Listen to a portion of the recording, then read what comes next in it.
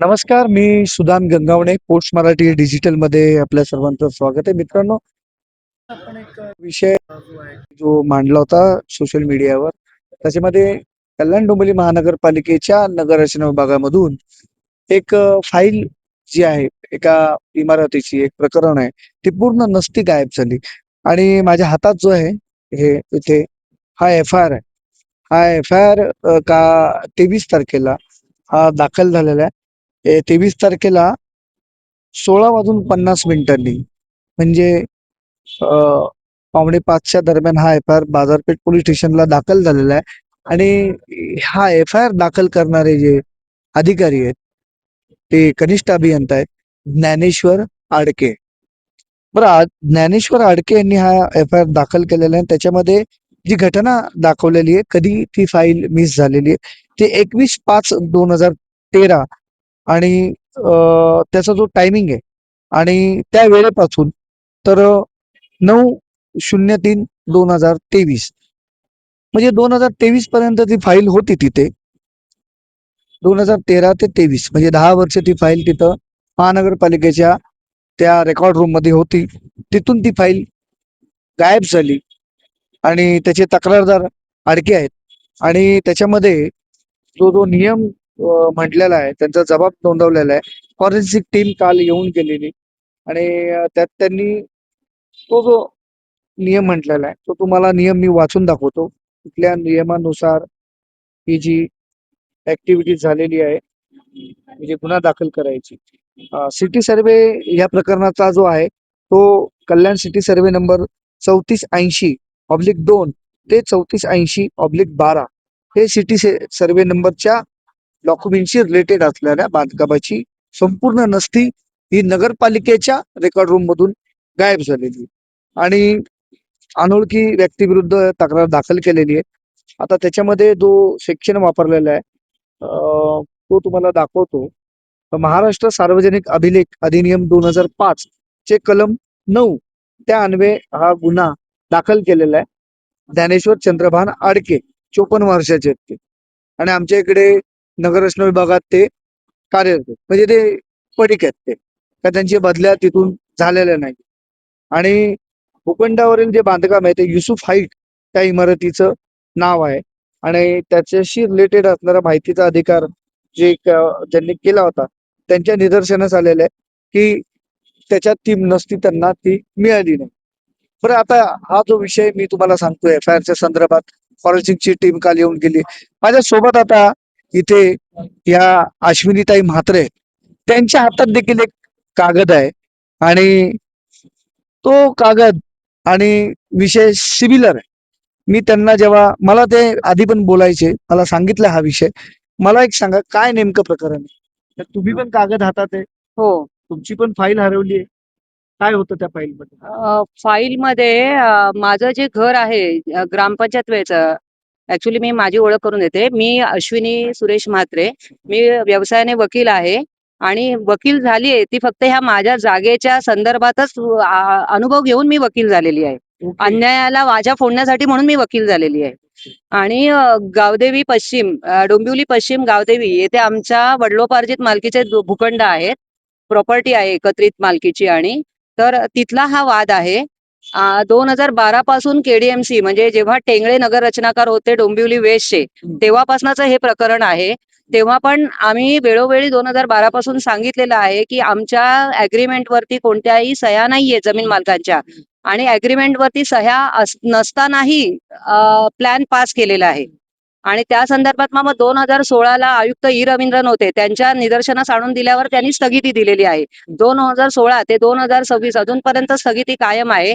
आता गेल्या वर्षभरात जे आहेत वैष्णवी डेव्हलपर ज्यांच्याबरोबर आमचा करार झालेला होता, तर ते मयत झाले 2022ला. त्याच्यानंतर काँग्रेसचे एक माजी नगरसेवक आहेत नवीन सिंग म्हणून, तर ते या पिक्चर मध्ये आलेले आहेत. आणि ते आल्यानंतर त्यांनी सगळ्या केडीएमसीच्या अधिकाऱ्यांना हाताशी वगैरे धरून माझं जे राहतं घर आहे, जे ग्रामपंचायत वेळेचं जुनं घर आहे, तर ते अनधिकृत म्हणून घोषित करायला लावलं वॉर्ड ऑफिसरला हाताशी धरून. Ward officer Rajesh Sawant.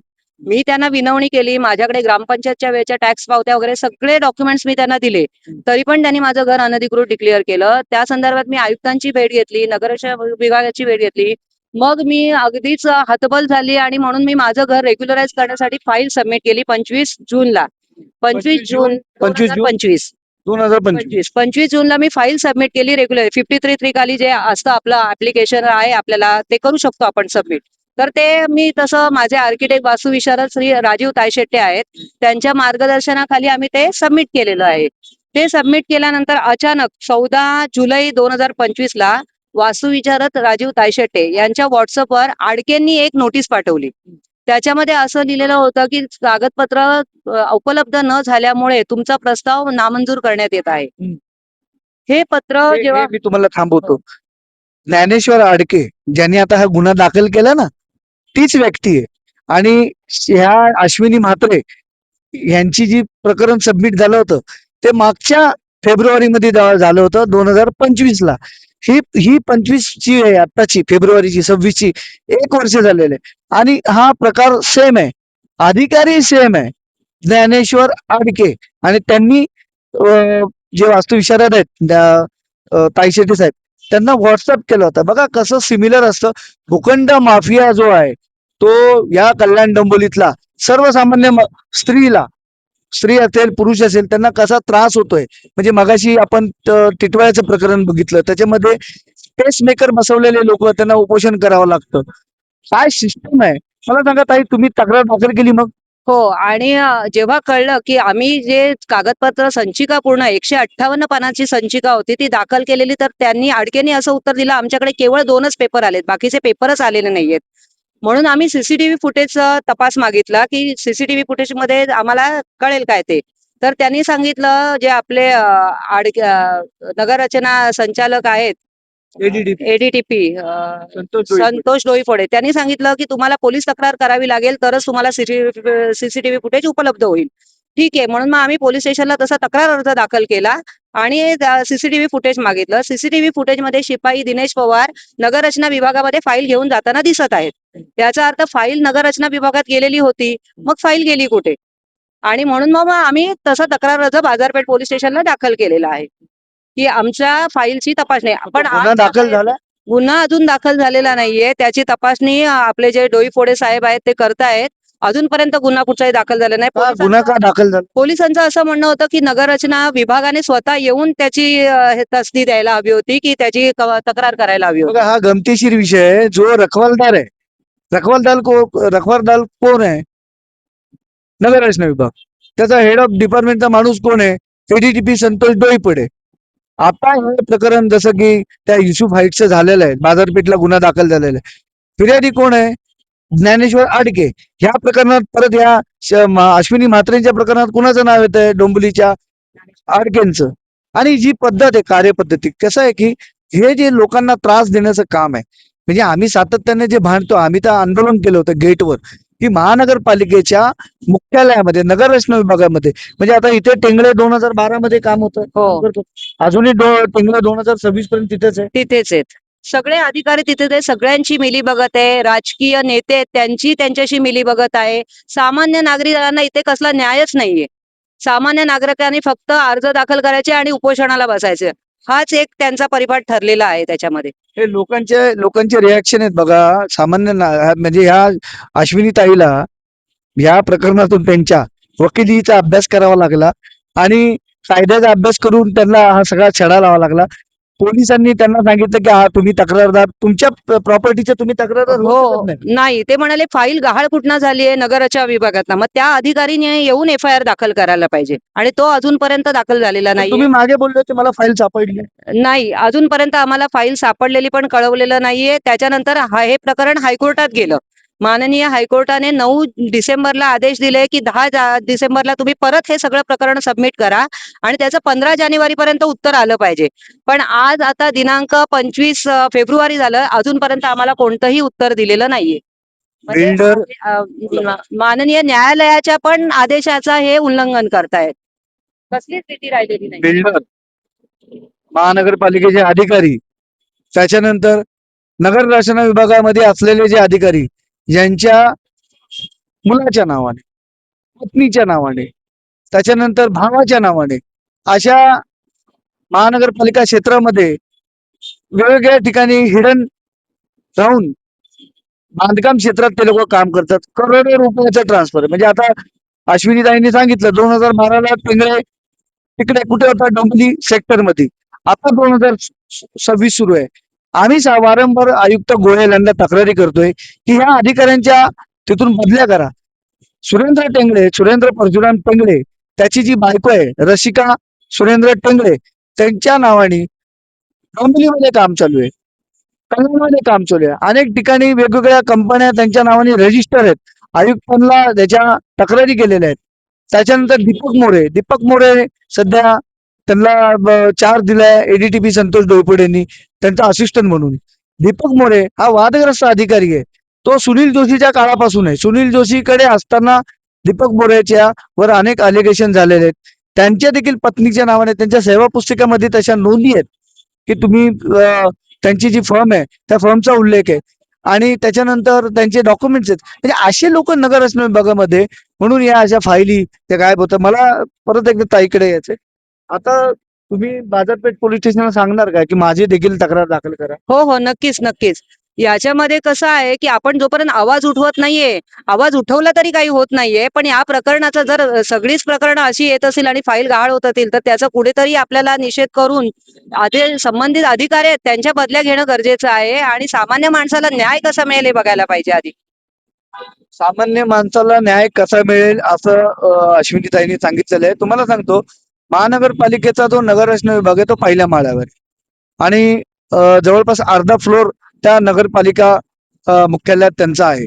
त्याच्यामध्ये पहिली जी कॅबिन सुरू होती ती भूसंपादन पासून. आता सुरेंद्र टेंगळेला कार्यकारी अभियंता चार्ज दिलेल्या आयुक्तांनी त्यांची भूसंपादन या प्रक्रियेसाठी तिथे कार्यकारी अभियंता म्हणून परत त्याच विभागात ठेवलेले आहे. अभिनव गोयल हे देखील कुठल्या तरी राजकीय दबावाला बळी पडतायत म्हणून तिथे हे जे अधिकारी फिरून फिरून येतात म्हणजे हंचाटे असतील, दीपक मोरे असतील, हे सुनील पाटील असतील, सुरेंद्र टेंगळे असतील, बांधकाम क्षेत्राशी निगडीत आता सचिन केदार आहे ते या महिन्यात रिटायर्ड होत आहेत. ते असे जे लोक आहेत ते त्याच भागामध्ये देवीदास जाधव असेल, संजय पोकरकर असतील, हे सगळे लोक आहेत. त्यांच्या तक्रारी वारंवार गेलेल्या आहेत. महानगरपालिका मुख्यालयातून आयुक्त प्रशासनाकडे त्या तक्रारी आहेत पण ते लोक त्याच ठिकाणी पडू नयेत. आणि या ठिकाणी जे वेगवेगळ्या भागातले जे आर्किटेक्चर असतात त्यांचे लोक तिथे त्या कॅबिन मध्ये दबा धरून बसतात. फायली त्या रेकॉर्ड रूम मधून स्वतः घेऊन जातात. म्हणजे कायदेशीर तसं पाहायला गेलं तर तिथे शिपाई असला पाहिजे पण ते तसं नसता. त्यांच्या हातात मोठमोठ्या बॅगा असतात. त्या बॅगामध्ये त्या फाईल लपून घेऊन जातात. वाटेल तसा त्याचा वापर करतात आणि परत आणून ठेवतात. तर मित्रांनो अश्विनी ताईलचा शेवटचा टेक घेऊ आपण. शेवटचा टेक याच्यासाठी मी म्हणतोय की महानगरपालिका मुख्यालयातून नसती त्यांची संपूर्ण प्रकरणाची गायब होणं. जसं युसुफ हाईटचा जो एफ आय आर दाखल झालेला आहे बाजारपेठ पोलीस स्टेशनला आत्ता या महिन्यात 2-3 दिवसापूर्वी, ते फार गंभीर विषय. अभिनव गोयल याच्यात किती गांभीर्याने बघतायत ते मला सांगता येणार नाही. कारण ऑलरेडी अभिनव गोयल यांना सुरेंद्र टेंगळे असतील, दीपक मोरे असतील, इतर जे अधिकारी जे बांधकाम क्षेत्राशी निगडीत आहेत, आता महासभा या पुढच्या महिन्यात जेव्हा बसेल काही नगरसेवकांना त्याचे डॉक्युमेंट्स मी देणार आहे. जबाबदार नगरसेवकांना देणार आहे. कारण कसं आहे महानगरपालिकेमध्ये जे काही लोक निवडून आलेले आहेत ते बरेच बांधकाम क्षेत्राशी निगडीत आहेत. त्यांनी करोडो रुपये ओतून या निवडणुकीला ते निवडून आलेले आहेत. तर मी ठराविक लोकांना ते पेपर पुटअप करेल. मी सांगितलंय तसंच मी करणार आहे. कारण ईडी कडे देखील मी तक्रारी करणार आहे. काही पेपर अजून बाकी आहेत. अजून काही लोक मला बोलतायत की आमच्याकडे डॉक्युमेंट्स दे. पण कसं असतं की ते सगळंच त्याचा योग्य वापर होईल का अशी मनामध्ये एक शंका असते म्हणून मी ते कुणाला देत नाही. असो, मला शेवटचा टेक घ्यायचा आहे. मला सांगा आता उच्च न्यायालयाने आदेश केलेला आहे. हो मग तो आदेश यांना दाखवलाय का तुम्ही? एडीटीपीला दाखवलाय? हो. एडीटीपीला दुसऱ्याच दिवशी उच्च न्यायालयाने सांगितलेलं आम्हाला की 9 तारखेला ऑर्डर झाली आहे. 10 तारखेला संध्याकाळी 5च्या आत परत सगळं प्रपोजल सबमिट करा आणि त्याच्यावरती 15 जानेवारी पर्यंत संतोष डोईफोडे जे नगर रचनाकार आहेत त्यांनी जे काय आहे ते उत्तर द्यायचं आहे. 15 जानेवारीच्या आतमध्ये मी 5 ते 6 वेळा डोईफोडे यांना भेटलेली आहे. मी तसे अर्ज दिलेले आहेत. हायकोर्टाची ऑर्डर सबमिट केलेली आहे, की सर तुम्हाला 15 जानेवारीपर्यंत उत्तर द्यायचं आहे. पण आज तागायत त्यांचं उत्तर मिळालेलं नाहीये किंवा काही रिप्लाय पण आलेला नाहीये त्याच्यावर. काय कारण काय? कारण काहीच नाहीये.